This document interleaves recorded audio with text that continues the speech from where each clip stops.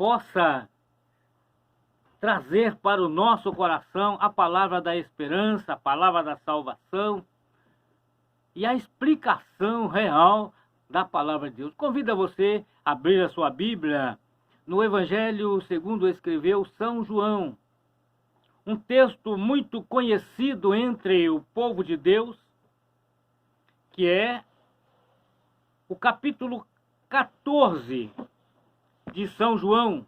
São João, capítulo 14, estaremos lendo do versículo 1 até ao versículo 6. Não se turbe o vosso coração, credes em Deus, credes também em mim. Na casa de meu pai há muitas moradas.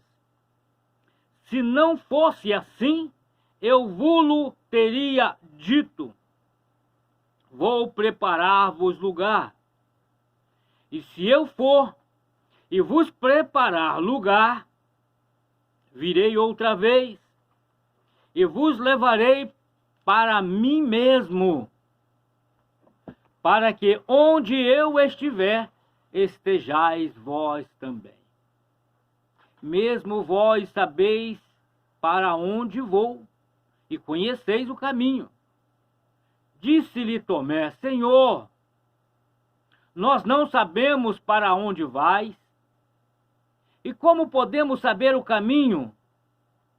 Disse-lhe Jesus: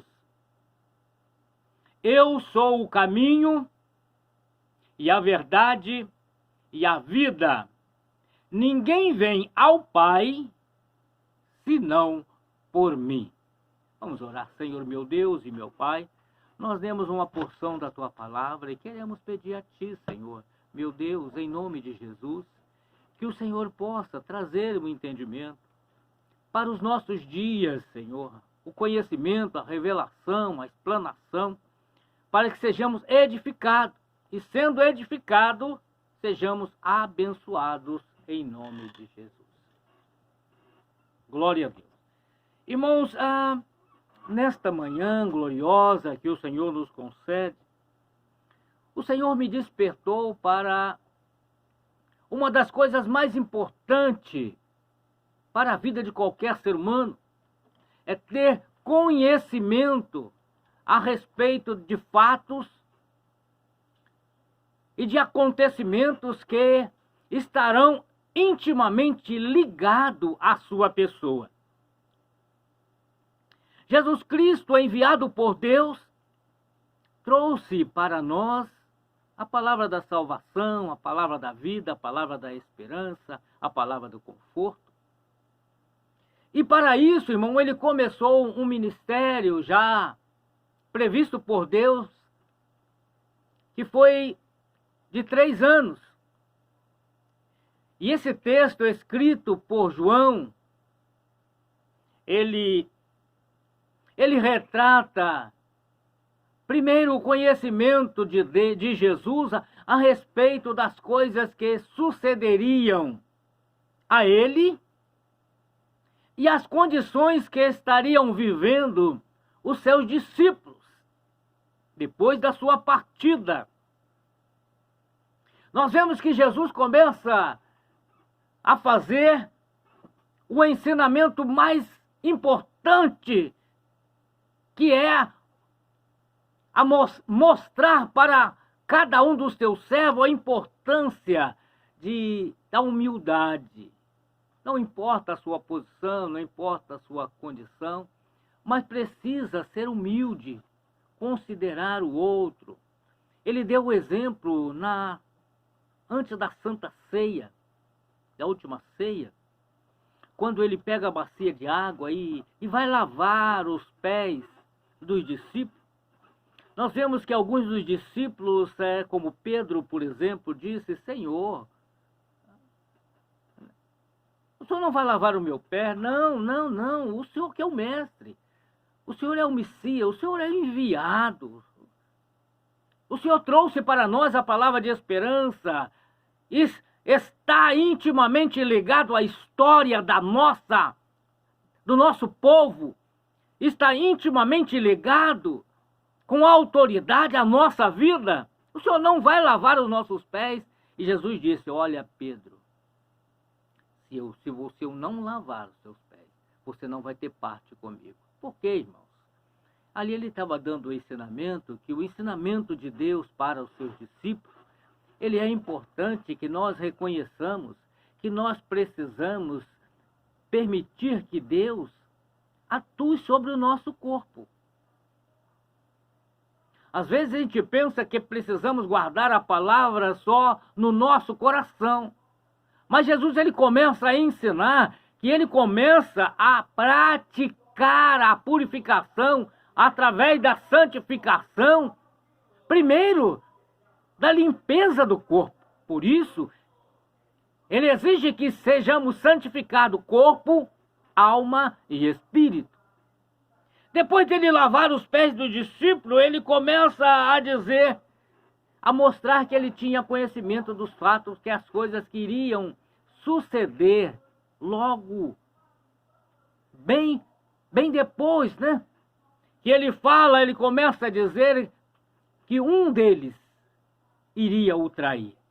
Um dos seus discípulos, um daqueles que havia sido chamado, estava andando com o Senhor, né? Tinha pleno conhecimento da sua autoridade, do seu poder, da sua humildade, né? Da sua manifestação em vida, como enviado de Deus, com toda a autoridade, com a manifestação gloriosa do seu poder, operando na libertação, na transformação de vida, curando os enfermos, corrigindo as deficiências físicas. Não importava a origem, a razão e o porquê, ele se manifestava com o seu poder, curando, limpando os paralíticos.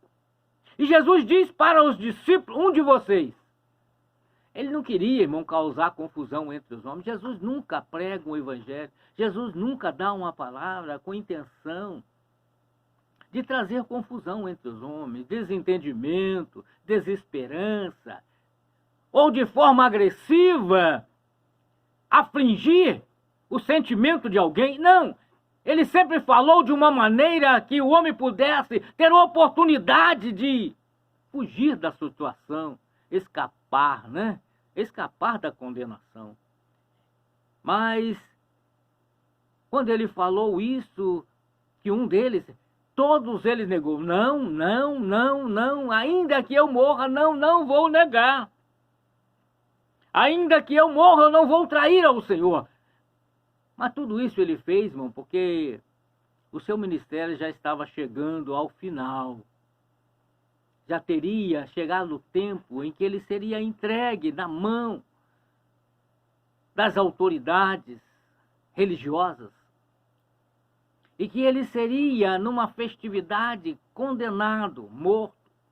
E ele precisava instruir aos seus discípulos, fazer com que os seus discípulos tivessem pleno conhecimento, tivessem convicção, que mesmo ele se entregando como ele permitiu, que quando ele estava no Getsêmani, que veio os soldados enviados pelas autoridades religiosas para o prender, e que Pedro pega uma arma, uma faca, um facão, e desfecha contra um dos soldados, que corta a orelha.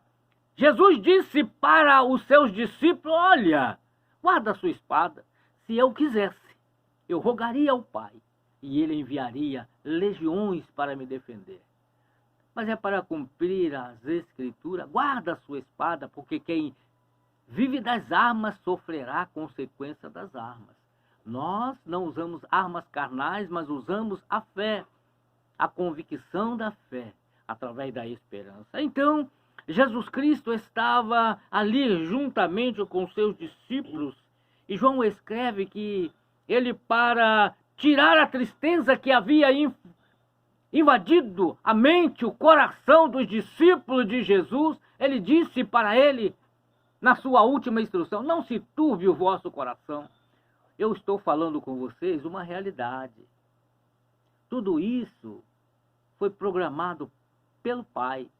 Porque desde o princípio, quando ele mandou construir o tabernáculo no deserto, e ele estabeleceu as cerimônias que seriam o sacrifício de animais, as ovelhas, para que o seu sangue pudesse cobrir o pecado do povo, até que viesse o enviado de Deus, para que de uma vez por toda, entrando ele no templo, oferecendo-se como sacrifício único e verdadeiro, pudesse trazer libertação, salvação e cura.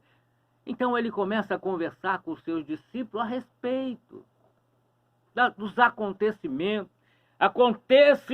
que breve iria acontecer, e Jesus disse: tenha paz. Eu vos trago a paz através da minha palavra. Eu vos trago a esperança através da minha palavra. Se você atentar para a minha palavra e der ouvido e recebê-la como verdade, você vai receber uma paz. Não uma paz como o mundo a dá, mas uma paz duradoura e permanente, porque ela vem acompanhada de ensinamento e vem contando as coisas como vão acontecer antes dos dias. Então ele diz: eu vou dizer para você um segredo. Na casa de meu pai há muitas moradas. Os discípulos, irmão, que estavam sob um regime imperialista romano, aonde o imperador tinha dominado os judeus e eles estavam sujeitos, e como homem eles eram obrigados a obedecer às leis, cumprir as leis romanas. Mas Jesus então começa a desvendar diante dele a revelação de Deus, que existe dois mundos.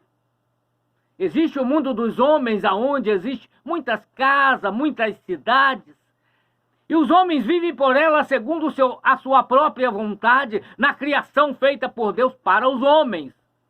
Mas também existe uma outra nação, um novo país, um novo mundo, uma nova cidade, em que ele apresenta que ela é bem anterior e ela é eterna. Ele disse: na casa do meu pai há muitas moradas. Ele estava dizendo para os seus discípulos: olha, meus servos, meus filhos, você vive aqui entre os homens, que existe a sua lei, a sua regra, a sua norma. Mas eu digo que existe algo eterno. Cidades fundadas por Deus, não habitada por homens, mas habitado por seres celestiais. Todos os seres criados por Deus, assim como Deus criou o homem, e criou o mundo para o homem, para que o homem pudesse habitar nele e desfrutar de todos os benefícios existentes na terra. Mas isso é finito, assim como toda criação tem um tempo de existência. Tudo que se cria se envelhece e com o tempo se perde. Ele estava falando uma coisa que há 700 anos atrás, o profeta Isaías, e sabe quem é Isaías, né? Ele era de descendência real, ele vivia no palácio com o rei Ezequias. Ele era um dos conselheiros do rei, ele era um homem instruído, de família nobre. Isaías, o profeta Isaías, que você conhece, os livros bíblicos, que ele abriu mão da vida de luxo que vivia no palácio como conselheiro do rei Ezequias e entregou-se inteiramente a sua vida nas mãos de Deus para poder, irmão, receber a orientação 700 anos antes do nascimento de Cristo.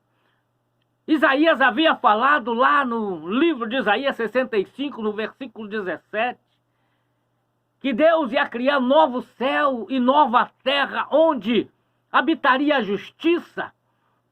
E Jesus então estava dizendo para eles, para os seus discípulos, começou a desvendar para ele que o projeto de Deus, irmão, sobre a face da terra, que o homem valoriza tanto, né?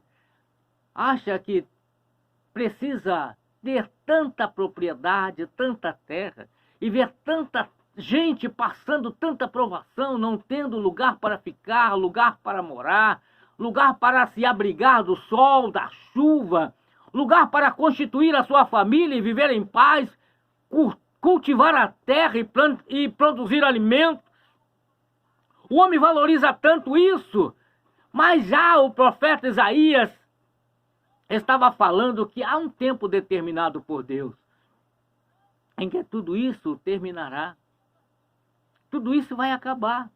E Jesus então começa a falar com seus discípulos a respeito do projeto permanente, o projeto eterno de Deus.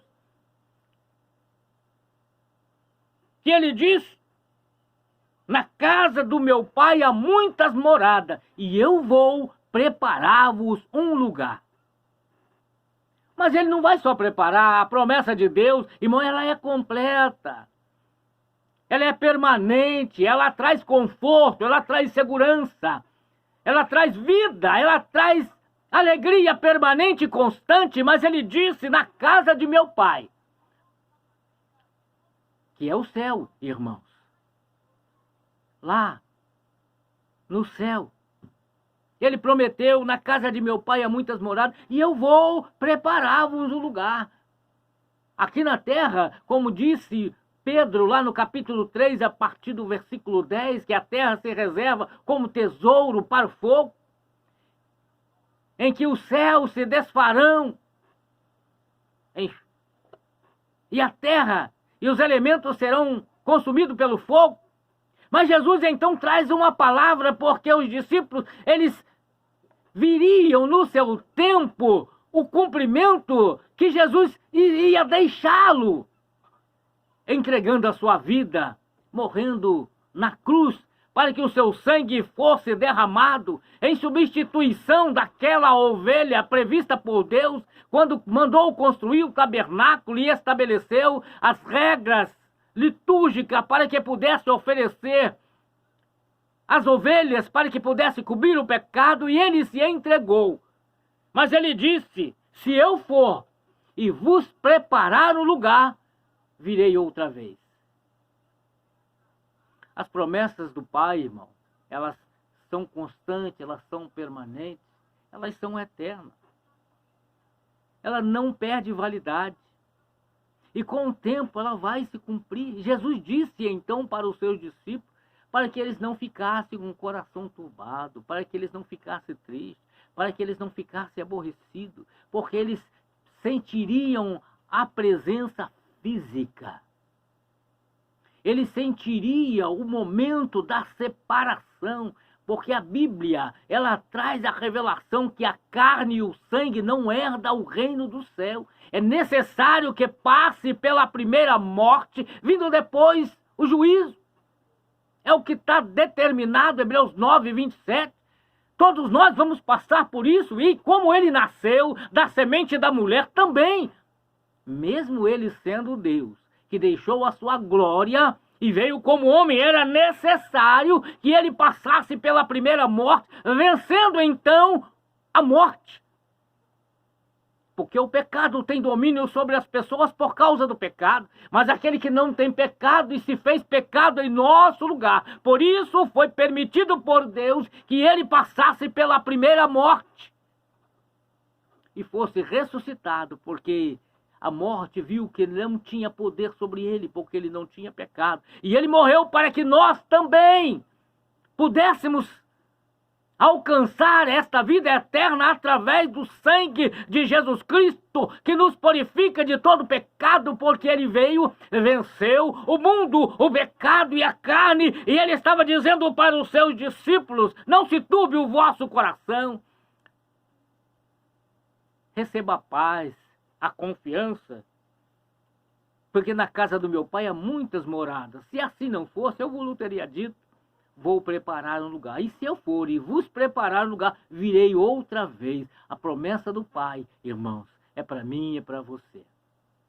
O mundo, a cada dia que passa, vai de mal a pior. Tudo que Jesus, tudo que a palavra de Deus prescreveu, estão acontecendo. O mundo está se tornando tão pervertido como da época de Noé. A malícia, a maldade do homem tem crescido de tal forma que Deus está cheirando mal às narinas de Deus.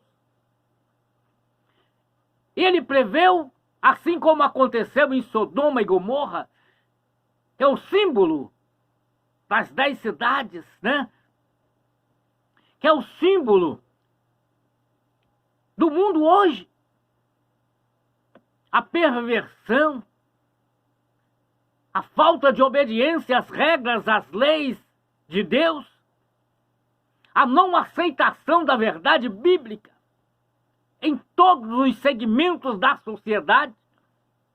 O homem tem negado a Deus, o homem tem negado a sua origem, o ser humano tem negado a forma que ele foi feito por Deus, a sua criação, com o propósito e objetivo da procriação, da vivência em harmonia, da paz. O mundo tem se entregue à perversão. Cada um procura fazer somente a sua vontade, o seu querer. E Jesus estava dizendo que por causa disso é que ele viria. Se eu for e preparar-vos lugar, virei outra vez e vos levarei para mim mesmo. Por que, irmãos, ele vai fazer isso? Ele estava instruindo aos seus discípulos, depois ele utilizou João, quando ele escreveu o livro do Apocalipse, relatando as ocorrências que vai acontecer com a igreja. Que Jesus disse: edificarei a minha igreja e as portas do inferno não prevalecerão contra ela. Tudo isso está relacionado à sua promessa dele ir e vir buscar ao seu servo, que é a sua igreja, que são membros do seu corpo. Todo aquele que pertence ao corpo de Cristo, que é membro de Cristo, ele faz parte da igreja. Jesus Cristo, ele não vem buscar individual a pessoa, mas ele vem buscar ao seu servo, aos membros da sua igreja, e vai levar para ele. Jesus estava instruindo aos seus discípulos para que ele pudesse viver em segurança e em paz. Por que ele vai fazer isso, irmãos? Porque assim, as coisas que estão registradas no livro do Apocalipse, revelação mostrada por Jesus Cristo, que arrebatou João e levou até o lugar para que pudesse mostrar a ele todas as coisas que vai acontecer. Vai acontecer. Vai ser no nosso dia. Nós estamos aguardando a volta de Jesus. Ele vai vir buscar o seu povo para que ele possa trazer juízo sobre a terra. Para que o homem venha entender, irmãos, que só Deus tem poder, só Ele tem autoridade. Mas ele, falando com os discípulos, aqueles que servem ao Senhor, traz para nós também uma instrução, que nem todo mundo que anda seguindo aonde Jesus está, conhece o caminho da salvação. Conhece o caminho de Deus. Porque o caminho, irmão, é o projeto de Deus para todo ser humano. É o projeto da salvação, é o projeto da libertação. É o projeto onde Deus transmite para o homem, mostrando o que ele deve seguir, o que ele deve fazer, como ele deve andar, como ele deve agir. Tudo isso é o projeto de Deus, que é o caminho. E ele disse, irmão, que ele é o caminho porque ele é a palavra. Se você der crédito à palavra, se você acreditar e viver conforme a palavra, você está no caminho. Que ele disse, eu sou o caminho. Eu li a palavra, que a palavra no princípio estava com Deus, e a palavra era Deus. E ele então fala com os seus discípulos, agora, neste momento, em que eu estou aqui com vocês, para onde eu vou, você não pode ir agora. Porque você está na carne, eu estou na carne. Agora, eu vou me entregar para que você possa alcançar a salvação. Eu vou me entregar de forma voluntária, porque para isso eu vim. para buscar e salvar os que se haviam perdido. Mas agora, para onde eu vou, você não pode ir. Mas depois, vocês poderão ir.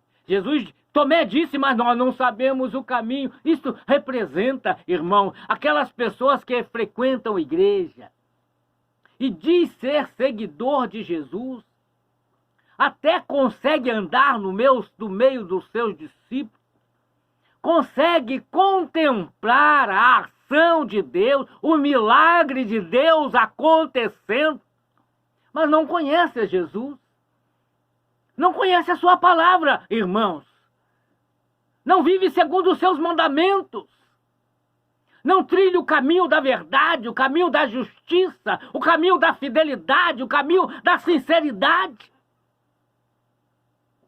Este é o caminho que é Jesus. E Jesus então disse para Tomé, Tomé disse para ele, nós não sabemos o caminho. Jesus disse para ele, Tomé, se você quiser ir para o céu, eu sou o caminho. Eu sou a verdade. Irmãos, olha que revelação poderosa de Deus para nós nos nossos dias. Ele é o caminho, ele é a verdade. Observa que nós temos em nossas mãos as Sagradas Escrituras. É enviada por Deus desde os primórdios, quando Deus separou um povo para que pudesse viver uma vida de experiência, uma vida de fé. Não andasse por vista, mas que através da credibilidade na palavra de Deus, na revelação de Deus, através do convencimento, não pelo homem, mas pelo Espírito Santo que age, que trabalha e que fala em profundidade aos corações do homem, que leva o homem a ter credibilidade em Deus. E Jesus então fala, eu sou o caminho, eu sou a verdade e eu sou a vida. E a maior revelação de toda para nós hoje, irmão, em que Jesus fala, ninguém vem ao Pai senão por mim. Parece, irmão, quando nós não estamos ligados na palavra de Deus, nós não entendemos aqui.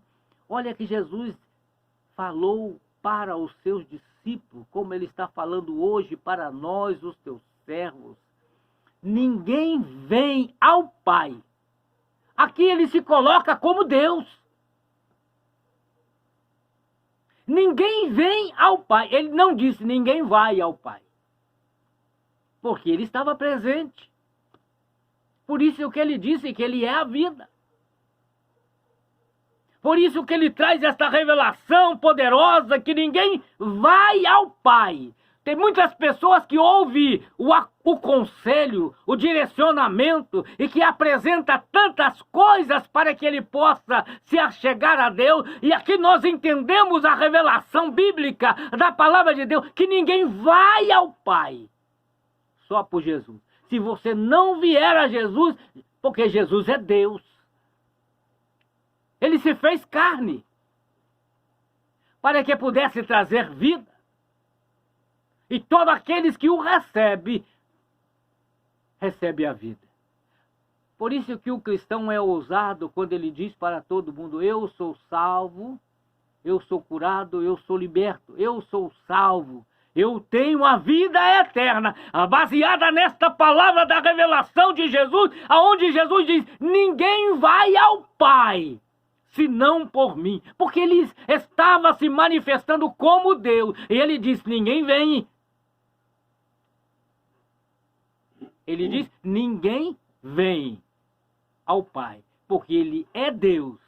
Ele esteve no nosso meio. Ele deixou a sua palavra, ele trouxe o seu reino que está entre nós e através da fé, através da confiança, através do conhecimento de Deus, nós podemos vencer e já vencemos até a morte. Por isso nós dizemos, nós cristãos, nascidos de novo, nascidos da água e nascidos do Espírito, como nasceu o próprio Filho de Deus, que nasceu gerado pelo Espírito Santo, e teve nova vida na carne através do batismo no sepultamento, batizado por João Batista, e recebeu o Espírito Santo e foi levado ao deserto para dar comprovação que ele é Deus e que ele pode vencer, assim como eu, como você, podemos vencer o mundo, o pecado e a carne e adentrarmos na promessa de Deus, novo céu e nova terra, onde habita a justiça. Esta é a promessa de Deus aqui descrita no Evangelho segundo São João, no capítulo 14, do versículo 1 até o versículo 6, aonde Jesus Cristo traz esta revelação poderosa: eu sou o caminho, a verdade e a vida, e ninguém vem ao Pai a não ser por mim. Se você crê, meu irmão, e se você o aceitar, também você poderá fazer parte desse corpo e ter direito à vida eterna. Porque essa terra que o homem tanto valoriza se aguarda como tesouro para o fogo. E o momento que o Senhor vier cumprir a sua palavra, que eu vou, e se eu for, virei outra vez e vos levarei para mim mesmo. Promessa que vão se cumprir na vida de todo aquele que vive, não conforme as pessoas ensinam, mas conforme o Espírito de Deus ministra no seu coração. E ele é lavado, ele é purificado, ele é santificado e passa a ter direito à vida eterna. Por isso, eu digo a você, em nome de Jesus Cristo, para que você possa vir participar e pertencer a esta família abençoada, em nome de Jesus.